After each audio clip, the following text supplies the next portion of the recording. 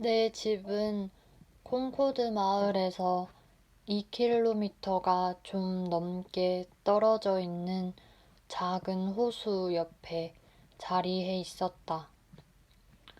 마을보다 약간 지대가 높고 콩코드 마을과 링컨 마을 사이에 있는 널찍한 숲 한가운데였다. 유명한 들판인 콩코드 전쟁터에서는 약 3km 정도 남쪽에 위치해 있었다.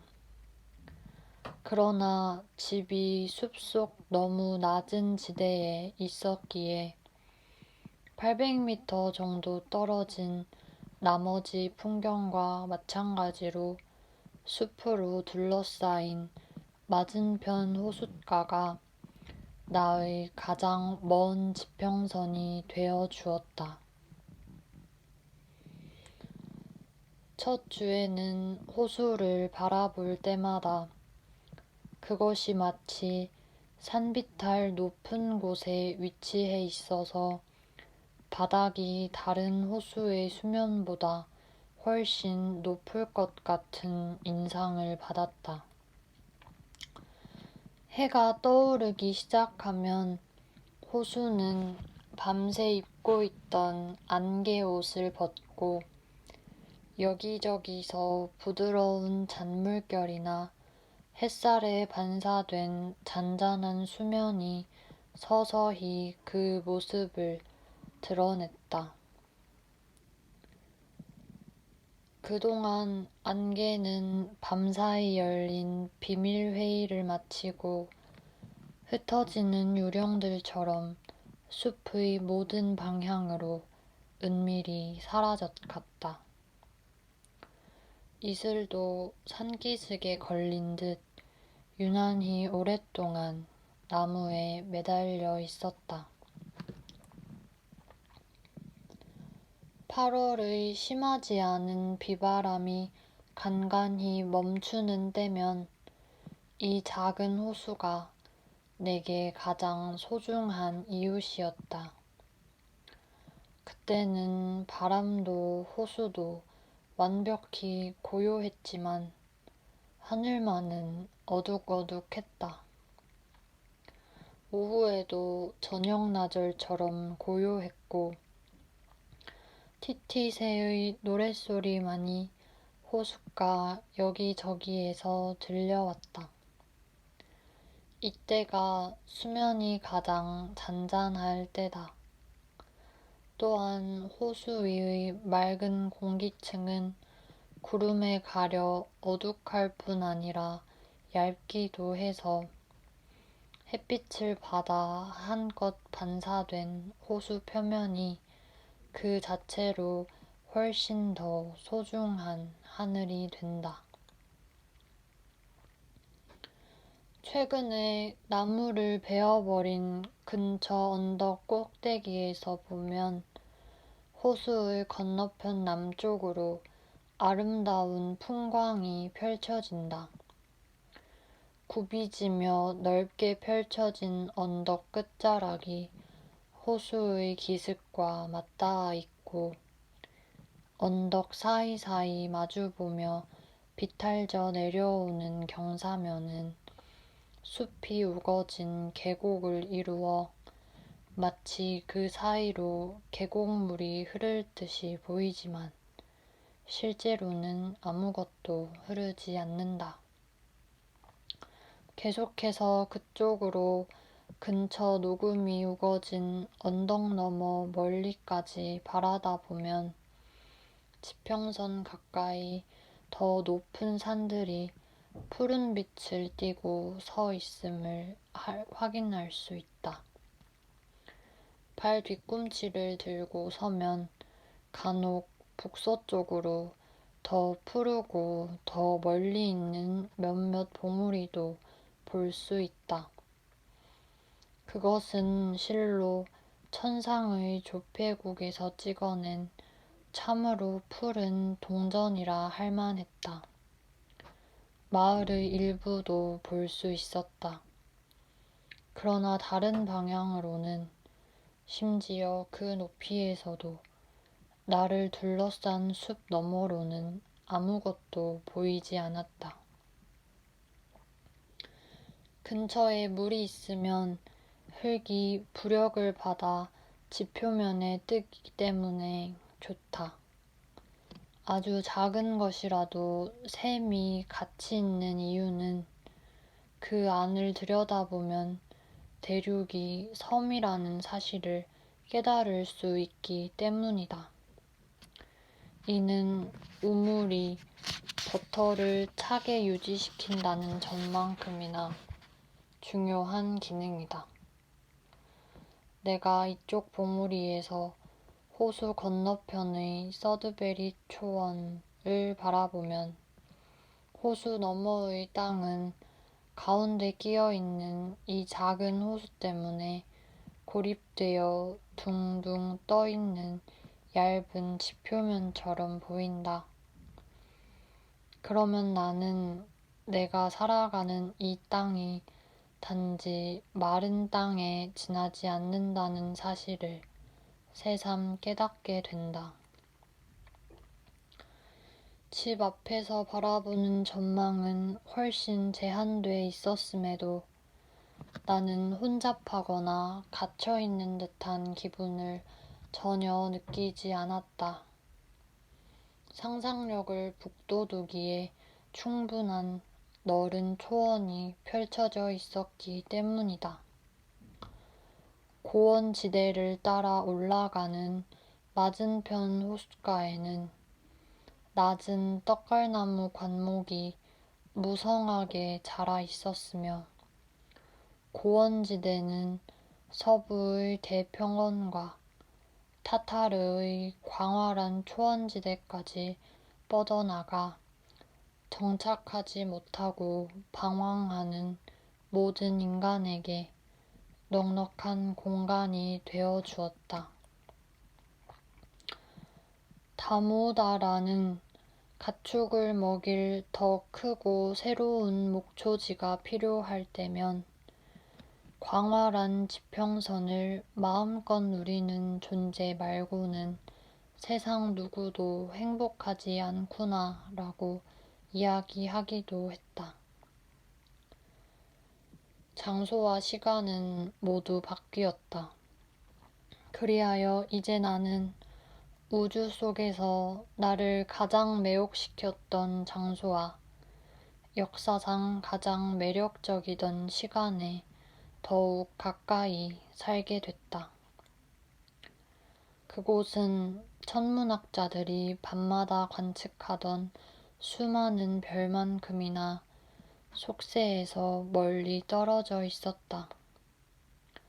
사람은 누구나 외딴 천계의 구석진 모퉁이 어딘가 카시오페이아의 의자 별자리 너머에는 소음과 소란에서 벗어난 드물고도 즐거운 장소가 있으리라고 상상하곤 한다.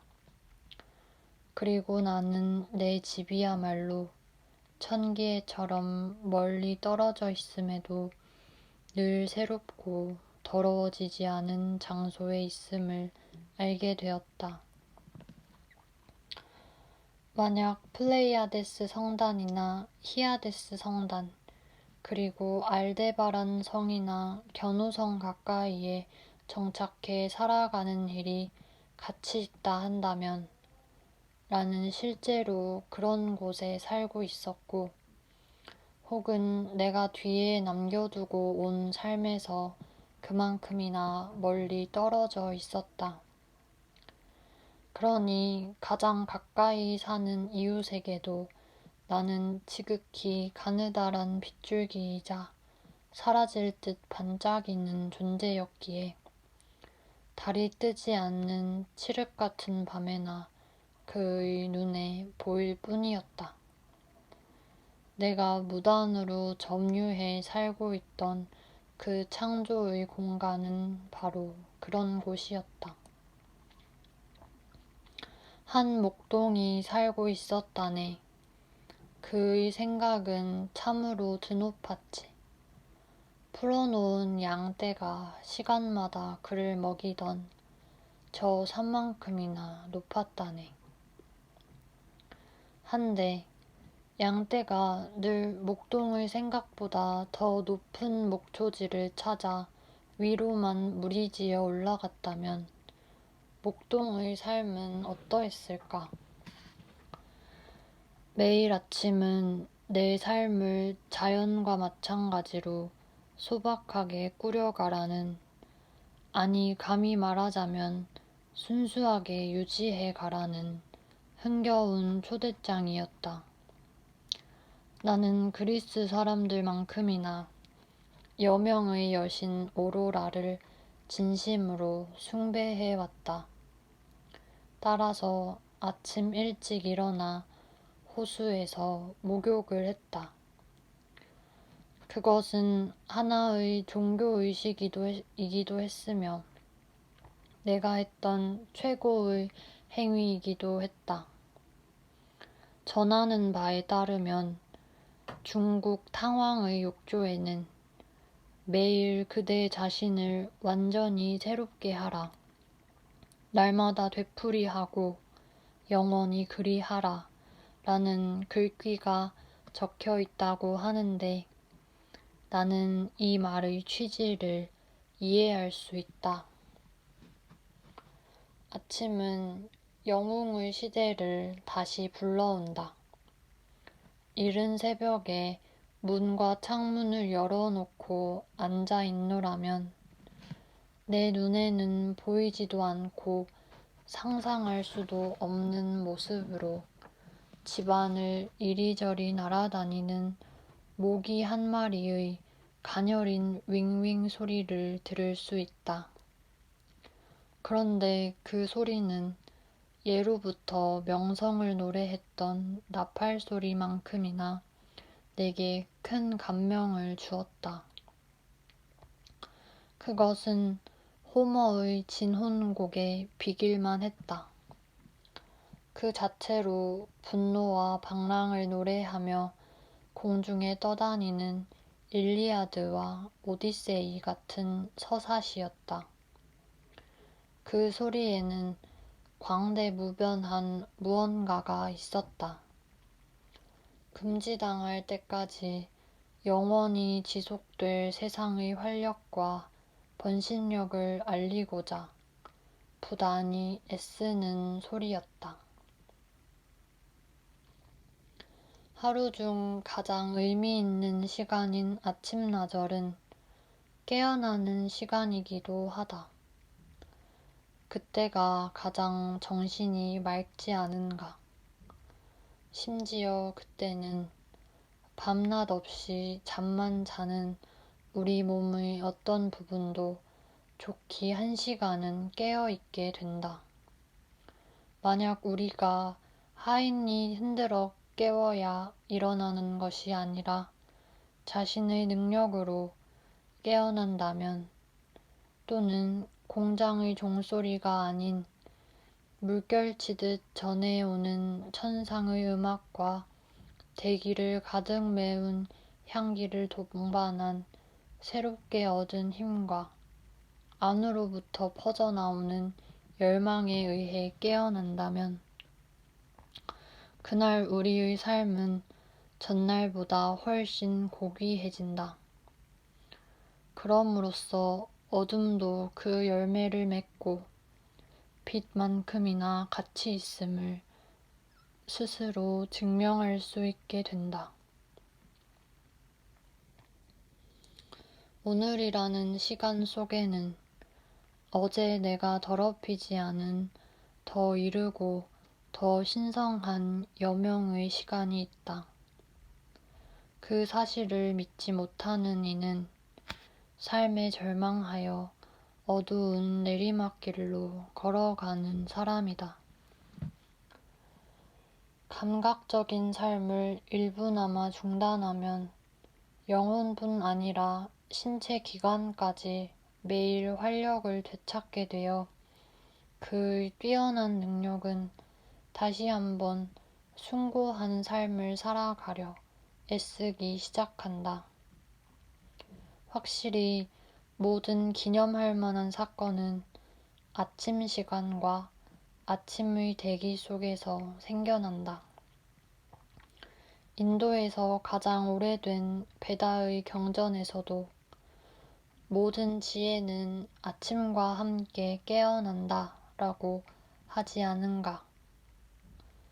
시와 미술은 물론이요.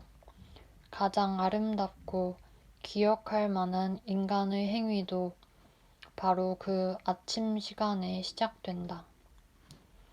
멤논과 마찬가지로 모든 시인과 영웅도 오로라의 자식이니 여명이 밝아올 때 그들의 음악을 연주한다.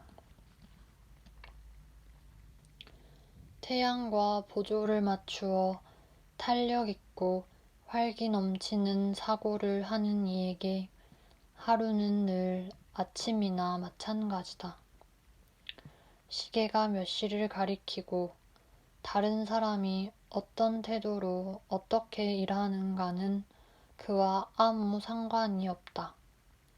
아침은 내가 깨어 있고 내 안에 새벽이 오는 때이다. 도덕적 개혁은 잠을 쫓으려는 노력이라 할 수 있다. 온종일 잠만 잔 것이 아니라면 지독히도 형편없는 하루를 보낸 계산서를 내미는 사람들은 도대체 무엇인가? 모두 그 정도로 계산에 어두운 것은 아니지 않은가? 만약 그들이 졸려서 비몽사몽 지내지만 않았더라면 무엇이라도 이루어냈을 것이다. 수많은 사람이 육체 노동을 하기에 부족함이 없을 만큼 깨어있기는 하다. 하지만 지적인 능력을 효과적으로 발휘할 만큼 깨어있는 사람은 100만 명 중 1명에 불과하다. 그리고 시적이며 훌륭한 삶을 살아갈 만큼 깨어있는 사람은 1억 명에 1명꼴이다. 깨어있는 것이 살아있는 것이라 할 만하지 않은가. 이제껏 나는 진정으로 깨어있는 사람을 만나본 적이 없다. 그러니 어떻게 그 얼굴을 마주 볼 수 있겠는가. 우리는 다시 깨어나서 그 상태로 계속 머물러 있는 법을 배워야 한다. 아무리 깊은 잠에 빠져 있더라도 결코 우리를 저버리지 않을 새벽을 향한 끊임없는 염원이 있다면 물리적인 도움 없이도 얼마든지 그리 할 수 있다. 의식적인 노력을 통해 삶을 향상시키려는 인간의 확실한 의지보다 더 인간을 고무시키는 것은 세상에 없다.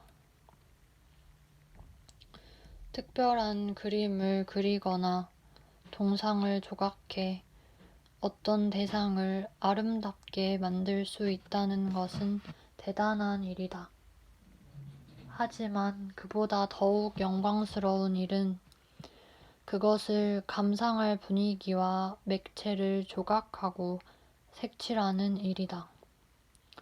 우리의 도덕적 능력으로 얼마든지 가능한 일이기도 하다. 하루의 질에 영향을 미치는 것이야말로 예술의 최고 경지라 할 수 있다. 인간은 누구나 자기 삶의 세세한 부분까지 가장 숭고하고 중대한 순간에 관조해볼 가치가 있도록 만들어갈 책임이 있다. 만약 살며 거둬들인 그런 사소한 정보를 거부하거나 혹은 아무 결실도 얻지 못한 채 그냥 소진해 버린다면 앞으로 어떤 결과를 맞게 될지 신탁이 정확히 알려줄 것이다. 나는 의도적인 삶을 살아보고자 숲으로 들어갔다. 필수적인 요건만 충족한 채 살아도 삶이 가르쳐주는 진리를 배울 수 있을지 알고 싶었다. 또한 죽음을 맞이했을 때 내가 헛되이 살지 않았음을 깨닫고 싶었다. 삶이란 소중한 것이기에 삶이 아니라면 살고 싶지 않았다. 반드시 필요하지 않다면 체념한 채 살아가고 싶지도 않았다. 깊이 있게 삶의 정수를 빨아들이고 싶었다.